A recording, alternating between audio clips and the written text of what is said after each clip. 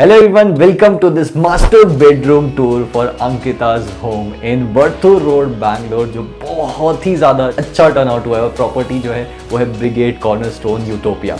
और ये 2 BHK को हमने बहुत ही ऑप्टिमाइज तरीके से यूज़ किया और जो मास्टर बेडरूम टर्न आउट हुआ है वो मेरा फेवरेट है। क्यों? क्योंकि स्टोरेज यूनिट बहुत ऑप्टिमाइज तरीके से बनी है, प्लस सारी रिक्वायरमेंट्स पूरी हुई है विद एग्जिस्टिंग फर्नीचर। तो आज के टूर में हम ये सारी चीज़ें देखेंगे और आपको बताएंगे कि कैसे आप इस घर से चीज़ों को सीख के अपने घर में अप्लाई कर सकते हैं।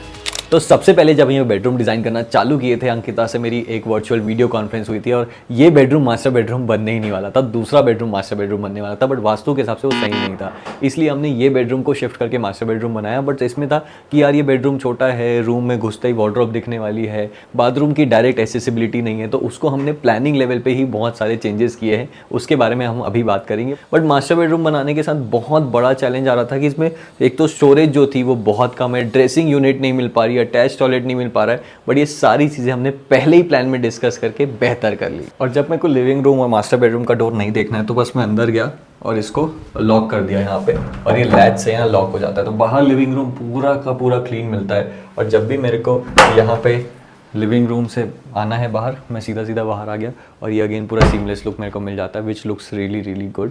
और इससे क्या हुआ कि जो मेरा अंदर का एरिया था, जो यहाँ पे आप देख पा रहे हो, ये पूरा यूटिलाइज हो गया। ये पहले बस और बस पैसेज में जा रहा था, कोई यूटिलाइजेशन नहीं हो रहा था। अब क्योंकि ये मास्टर बेडरूम से कनेक्ट हो गया तो इसको मैं डायरेक्टली, ये टॉयलेट जो है मास्टर बेडरूम का पार्ट हो गया। प्लस मेरे पास पीछे अभी फ्यूचर एक्सपेंशन में अगर स्टोरेज इंक्रीज़ करनी है तो वो भी एक मेरे पास ऑप्शन अवेलेबल है। पहले बस क्या था कि ये पूरा ओपन था तो बहुत ओपनिंग भी दिख रही थी, ये मास्टर बेडरूम जैसा नहीं दिख रहा था। अब आप अंदर आके इसको देख सकते हो।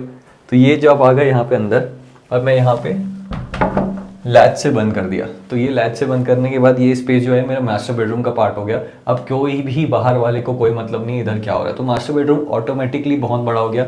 ये सामने वाला एरिया पूरा ड्रेसर जैसे यूज़ हो गया।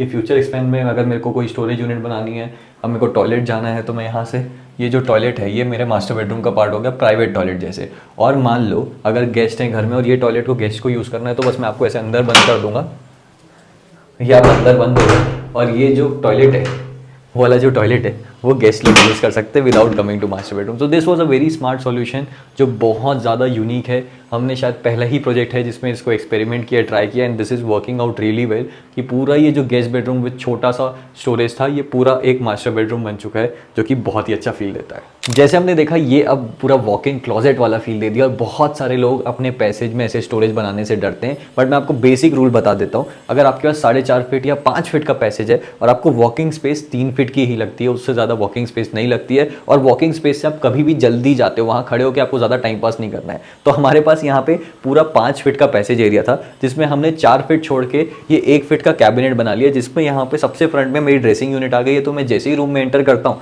मेरे को ये मिरर दिखता है तो बहुत ज़्यादा रिफ्लेक्टिव हो जाता है। उसमें मेरा एक ड्रॉर है जो मेरे सारे कॉस्मेटिक्स और सारी चीज़ें रख सकूँ मैं आराम से, और नीचे स्टूल की जगह है। सो मैं आराम से ही, क्योंकि मेरे पास पीछे एरिया काफ़ी है, तो मैं ड्रेसिंग को यूज़ कर सकता हूँ, बहुत पीछे जाके पूरा अपने आप को देख सकता हूँ। तो ये ड्रेसिंग बहुत ही सही जगह प्लेस हुआ है और बहुत ही ज़्यादा अच्छा लगता है। प्लस जो ये 1 फीट की जो ड्रेसर यूनिट बनी है, इसने यूटिलिटी और स्टोरेज बहुत ज़्यादा बढ़ा दी है। तो फ्रंट में अगर मैं देखूँ तो यहाँ पे मेरे पास स्टोरेज यूनिट हो गई, जिसमें अपना मैं पूरा वार्डरोब, जिसमें फोल्डेबल क्लोथ्स हो गए जो 1 फीट में रखा सकते हैं, वो आ जाएंगे। प्लस जो सबके घरों में देखते हैं खूंटी लगी रहती है और जो अपन यूज़ कपड़े रहते हैं वो पहनते हैं, उसकी जगह हमने ऐसा एक ओपन कैबिनेट, अब यहाँ पे क्या किया है, इसकी डेप्थ को और कम करके हमने बस 5 इंच कर दिया और पीछे पूरी वार्डरोब ले लिया। तो ये 2 फीट बाय 5 इंच की कैबिनेट बन गई। और इसमें बस जो हमारे जो अपने यूज क्लोथ्स हो गए, बेल्ट हो गए, या रैकेट्स हो गए, या फिर जो भी ऐसे रेगुलर वेयर में जिसको हम हैंग करके रखते हैं, उस आइटम्स को रख दिया। उससे क्या हुआ कि हमें इसमें एक बोल्डनेस मिल गई। तो ये पूरा का पूरा वार्डरोब जो है बहुत सीमनेस लगने लग गया, किसी को पता ही नहीं चल रहा है कि इसमें 3 डेप्थ की वार्डरोब बनी हुई है। ये 1 फीट की है,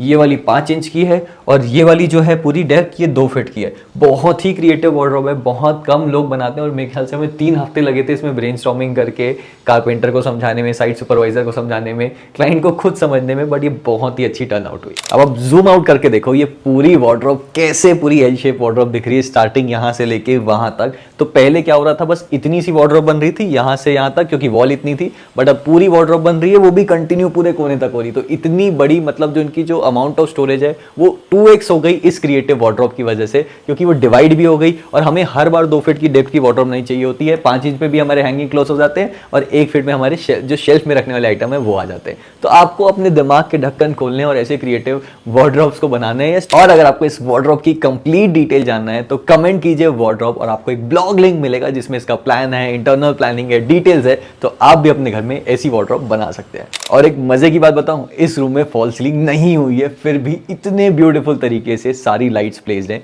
कैसे? सर घूम गया होगा ना, बहुत ईजी है। इसमें हमने पूरे स्लैब में झिरी मारते हैं जिससे वायरिंग चले जाती है। और ये पूरी जो लाइट्स यूज हुई है ये पैनल लाइट यूज हुई है। क्या कौन सी लाइट यूज हुई है? पैनल लाइट यूज हुई है, जो सीधा स्लैब में लग जाती है। और इसको बस एक वायर कनेक्शन चाहिए होता है, जो स्लैब में बहुत हल्का सा झिरी मार के या फिर कट करके पूरा वायर रन हो जाता है। आपका फिलर शॉट में देखेंगे कि वहाँ एक वायर छूटा हुआ है एक्सटर्नल हैंगिंग लाइट लगाने के लिए, वैसे ही पूरे वायरिंग हुआ और ये सीधा सीधा लाइट्स आपकी स्लैब में फिक्स हो गई। और लाइट प्लेसमेंट भी आप देखोगे बहुत ज़्यादा इंटरेस्टिंग है, बहुत सिंपल है। जितने पैसेज एरिया है उसी पैसेज एरिया में लाइट्स हैं। कहीं भी डायरेक्टली बेड में मेरे सोते वक्त मेरी आंखों में लाइट नहीं आएगी, कोई लाइट नहीं चुभेगी मेरी। बस जहाँ जहाँ यूज़ है, स्टडी के ऊपर यूज़ है तो स्टडी के ऊपर लाइट है, साइड टेबल के ऊपर यूज़ है तो साइड टेबल के ऊपर लाइट है, ड्रेसिंग के ऊपर यूज़ है तो ड्रेसिंग के ऊपर लाइट है। अननेसेसरी बेडरूम में लाइट प्लेस नहीं करना है। प्लस क्योंकि यहाँ पे इतनी प्यारी विंडो भी मेरे सामने है, उससे भी बहुत ज़्यादा नेचुरल लाइट मेरे को आ रही है, तो पैसेज ऑटोमेटिकली पूरा लिट अप है। तो अगर मैं ये पूरी लाइट बंद भी कर दूं सुबह के टाइम में तो भी मेरे को बहुत अबंडेंस ऑफ लाइट इस रूम में मिलती है। बट आप भी बिना फॉल सीलिंग के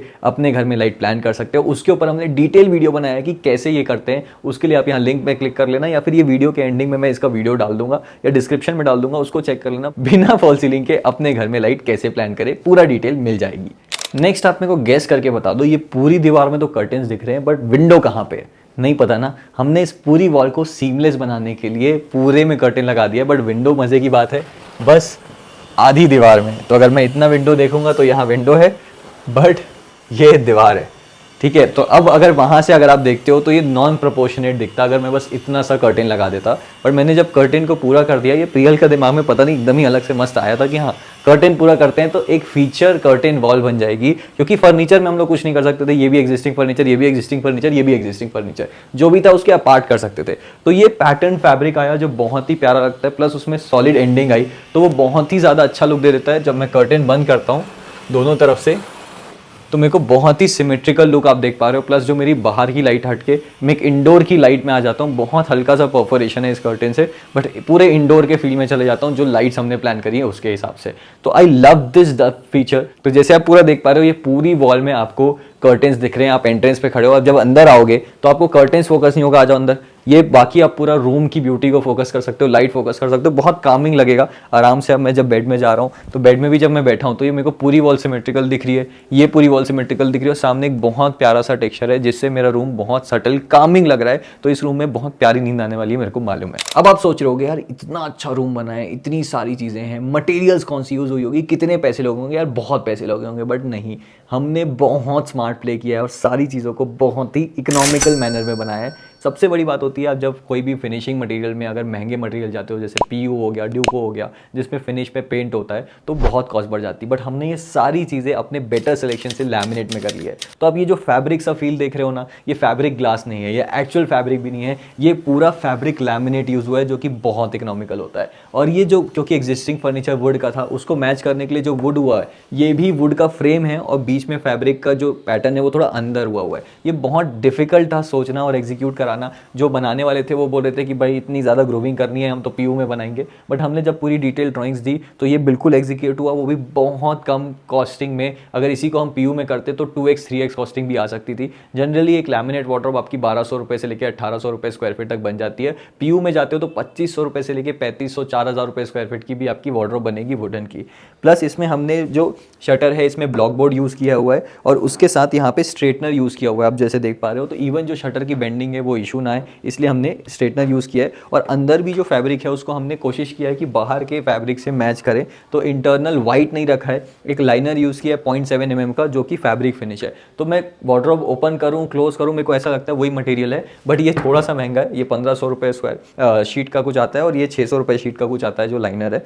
तो ये हमने बहुत स्मार्ट प्ले किया, इसलिए हमारी जो कॉस्टिंग है इस पूरे यूनिट को बनाने की बहुत ज़्यादा कम हो गई इन कंपैरिजन ऑफ अगर मैं पीयू में या फिर बहुत एक्सपेंसिव मटेरियल्स यूज़ करता। प्लस आप हैंडल्स भी देख पा रहे हो, वैसे लॉन्ग हैंडल्स यूज़ नहीं किए, बहुत सटल शॉर्ट हैंडल्स यूज़ किए हैं, उससे भी कॉस्टिंग हमें बहुत कम लग रही है, बट उसको रिपीट किया है so that it is looking very premium and good in this particular room. तो जो भी डिटेल आपने इस मास्टर बेडरूम के टूर में देखी है, अगर उसकी डिटेल्स आपको चाहिए, लाइक अगर प्लान की डिटेल चाहिए तो कमेंट प्लान, वार्डरोब्स की डिटेल चाहिए तो कमेंट वार्डरोब, लाइट्स की डिटेल चाहिए तो कमेंट लाइट्स, और वो सारी डिटेल हम आपको आपके कमेंट सेक्शन में लिंक्स के थ्रू दे देंगे।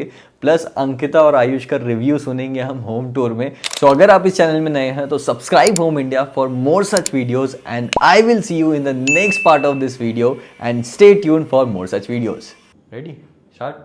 चलो भाई देखो अब मैं क्या करता हूँ।